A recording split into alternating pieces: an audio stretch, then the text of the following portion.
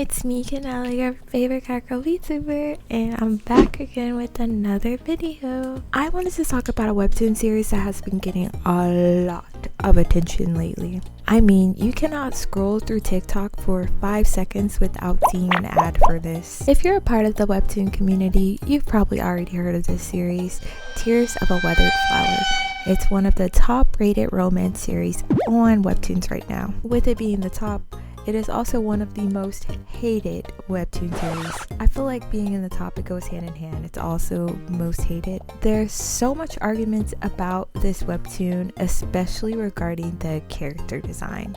This video, it won't really be spoilers because the series isn't finished yet. In this video, we're going to be talking about what the series is, why people hate the character design, people's opinion on the series in general, as well as my own personal opinions on the series. Alright, let's get right into the video. Hello, this is Kitty!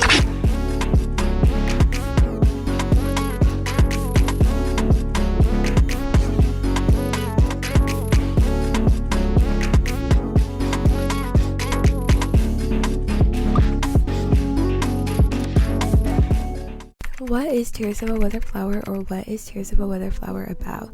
If you haven't read it yet, Tears of a Withered Flower is a romance drama webtoon which revolves around a female protagonist who is dealing with a complicated relationship, trauma from that relationship, emotional growth, and more. It also includes a lot of love triangles, lingering feelings, and it's a pretty messy story. And when I say messy, I mean messy. Like, this story, the first chapter, it literally starts with this girl walking into her man cheating on her. The title itself kind of hints to the vibe that it gives. The female protagonist, she does often talk about how she is withered and old at the extremely old age of 33, I believe, which really isn't that old, but I think that is the point of the story, is that she feels like she's old, but she's not really that old, and she did so much in her youth that she feels like she's withering away. And her partner or husband or ex-husband, I don't know, it's very confusing, their relationship. The person that she lives with, he doesn't really do a great job of reassuring her, so she's very insecure. Insert young hot stud. So yeah, she finds this new guy who she slightly is crushing on, and he is 1,000% crushing on her, and he's kind of creepy and stalks her at work, of course, because it's webtoon, and what's a good webtoon without a stalker? So yeah, he's stalking her and they end up becoming friends or acquaintances. And bam, that's where our story begins. So the plot, I like the plot. It's a little weird, but I like it. However, for people, the plot isn't the problem. It's the design. Readers are heavily criticizing the artist on the ratio and proportion of the female bodies to the male bodies.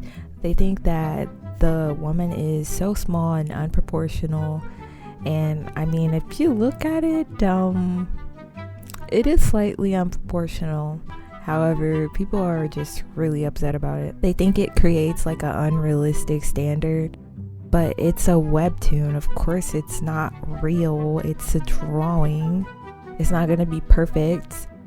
But yeah, people are very upset with how big her chest is. Me personally, I didn't even notice her chest size. Honestly, I wasn't really looking at that. I was too busy looking at the guy and his pretty face, possibly. Yeah, people do not like the chest size ratio. They don't like how big the guy lead is, or the guys are compared to the females. Like, they're just gigantic. But I mean, females are small. I know it's a little bit exaggerated, but I think that's what makes it fun to draw for the artist, maybe. A lot of people are going on the internet and bashing this comic's art style or this artist's artwork, which is going to lead me to the next topic that I wanted to discuss. The artist. Who is this artist? I have looked far and wide trying to find any information I can about this gay person. Jay, I'm not sure if it's like translated that way, but I have found nothing, and I've looked at other people's information of what they found, and basically it's nothing. I'm not sure if it's an entity, a singular person, or what, but I really would like to know. However, I don't think that will be possible now with all the hate that this person is getting just over their art style. They probably do not want to connect with the fans or put much information about themselves, which is very sad because I think that they're a great artist and I like their story. So hopefully one day they do come out of hiding, do an Instagram post, but they probably do not want to hear from us. The next thing I want to talk about, which is quite interesting to me outside of the art style, is the characters' behaviors, the characters' flaws, and the good points of the characters. So most of the characters in this story are not exactly likable.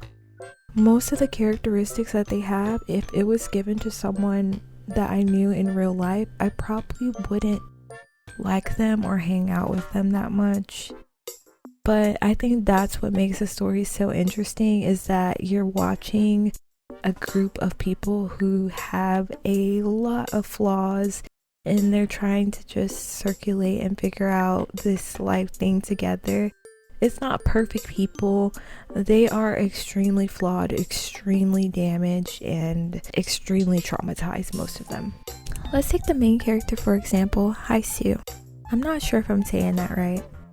However, Haisu is extremely insecure. She's an overworker. She feels the need to overcompensate to get validation. She craves male attention. She is financially irresponsible. She doesn't have a backbone. The list kind of goes on and on. However, when she does stand up for herself and she finally decides to be a woman, a 33-year-old woman, it really feels powerful. I think that that's what brings just so much more to the story, is her development over time. Now, as for the other characters, I've yet to really see much of them developing, but I guess that's what makes the story exciting. However, I do feel like after me reading 90 chapters of this story, you would see a little bit more of other people besides Haisu and her constant monologue of I'm old and withered and I'm feeling young again because I'm talking to someone young. I don't know, it just needs a little bit more depth there. This webtoon did come out 2 years ago, so it has been 2 years and it seems like maybe they are halfway done. So I think that this story will be done in about another 2 years.